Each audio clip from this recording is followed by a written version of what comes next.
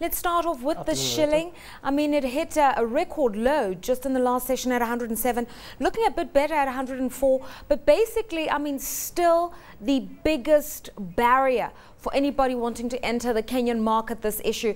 The CBK governor has appeared before Parliament, and he basically says he's exhausted every tool available to him to try to support the currency. It's now the responsibility of those on the fiscal side to do their bit in terms of government spending, taxation. What exactly can be done by the Treasury at this stage? Okay, for the Treasury, basically it's one thing. They just have to try and cut expenditure, trying to reduce their budget deficit. In that way, the central bank doesn't have to borrow so much on their behalf on the Kenyan shilling side to try and finance the fiscal budget, because the deficit is quite huge, and it is widening with the implementation of the constitution, with the elections that are going to come next year. So the only thing Treasury really can do is basically try and reduce their budget deficit by cutting their expenditure. All right, for those who are invested in foreign exchange, particularly the banks, for instance, apparently they're on the worst side of the yield curve. I mean, where are the merits in this market, particularly on the forex side and on the fixed income side? When it comes to the fixed income side, if someone had done the analysis well during the year and actually seen where the market was going, most probably you'll have stayed on the short end of the yield curve. Most banks were caught up last year, actually, most of them. If they didn't switch their maturities last year, most of them were on the longer end of the yield curve. They were in the 20-year bonds, the 15-year papers, and the 10-year papers. So you find we come into this year now where interest rates started shooting up. So you find all the bonds they were holding automatically started being hit by the rise in interest rates, and the price of the bonds they were holding came down. So that's how the banks were caught out, or big institutions. But it's a bit difficult to move 1 billion shillings of a bond overnight, especially when the focus of interest rates is pointing northwards.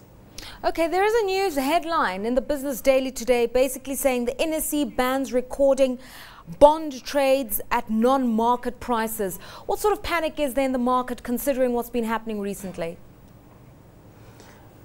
Again, back to the issue of interest rates going up and looking like they'll continually shoot up. If you look at the 91 Treasury bill, which is around 14.5% currently, and you look at the longest term bond has a coupon which is less than the 91 Treasury bill. So you find we're getting to end of a quarter, we're getting to end of the year. Guys are trying to now move from their bonds from available to sell. Some are holding to maturity. Some are trying to reprice, trade a little bit on the bond to try and push the price up so that, you know, your books look good at the end of the quarter and at the end of the year. I mean, we've just seen some results coming through from the tea sector. Demand is still high, prices are good, and at least you're going to generate almost $1 billion into the economy from tea exports alone. But you're not an oil exporter, for instance. You're not Nigeria, so you can't benefit from buoyant commodity prices in that respect to help support your foreign exchange position and your foreign reserve positions. With your foreign reserves down to about 26 billion Kenyan shillings, it does create additional problems because people are thinking just how well supported is this particular debt market, and what needs to be done to build up the war chest in the absence of major commodities that you can export.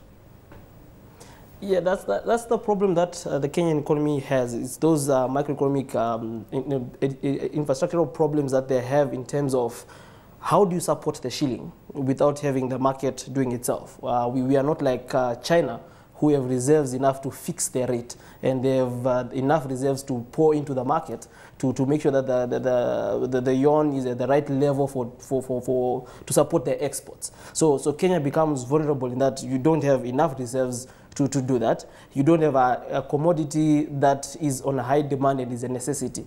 Tea, if Kenyan tea becomes expensive, they just go to Sri Lanka, they just go to another place in Afghanistan or Pakistan to get their tea from there. Same with the horticulture and with the flowers. So without a strong commodity base where you are trying to support the shilling with, then you have to go to the other side, the services. How can you get foreign currency into the country to make sure that there's not too much demand on the dollar, but the currency is filling. So it's a matter of foreign direct investment in the country, which the country needs to work on to make sure that the flows of FDI are consistently increasing year on year to support the shilling. Right.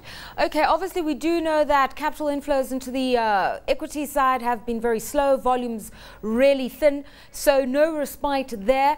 But KQ's got this rights issue, they've got this major expansion program. How will they fare in today's market? Well, I guess when it comes to the rights issue, basically it's the guys who are already holding the counter. So you can either get to forego your rights issue and get diluted, or participate in the rights issue, but really, apart from the money market, there's no really other counter where you can actually say I can put in money and make some return. So depending on the pricing of the rights, it should work for them. They are basically a monopoly in the country and second to third best in the region. The question is whether they'll be able to attract enough foreign interest into the rights issue, considering that also the West is also not in a good position currently. The people are a bit risk averse. So it's how they're going to price it and how they'll market it out there.